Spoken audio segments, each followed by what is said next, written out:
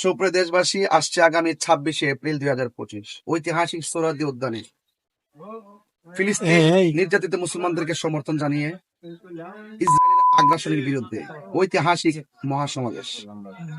সেখানে আমি দেশবাসীকে আজকের হবিগঞ্জের জমিন থেকে উদ্বুদ্ধ করছি, আপনারা সকল মুসলমানগণ কে কোন দল করেন আমি জানি না, যে যে রাজনীতি দলই করেন, যে যে ইসলামের মতাদর্শ লালন করেন, সকল মতাদর্শের মানুষগুলো ঐক্যবদ্ধ হয়ে সোহরাওয়ার্দী উদ্যানে উপস্থিত হয়ে আমরা বিশ্ববাসীকে জানান দিতে চাই, ইসরায়েলের গুন্ডা বাহিনীর দুর্গ আমরা ব্যঙ্গে খান খান করি। আমি আজকে এই মুহূর্তে হবিগঞ্জে এসেছি। এই হবিগঞ্জের মানুষ এই মহাসমাবেশের জন্য আরো আগে থেকে কাজ করছেন, এবং আমি সকল হবিগঞ্জবাসীকে শুরু করে সকল দেশবাসীকে বলবো, আপনারা যার যার জায়গা থেকে প্রস্তুতি নিয়ে সেই দিন কাফেলা নিয়ে সোহরাওয়ার্দী উদ্যানে যাবেন।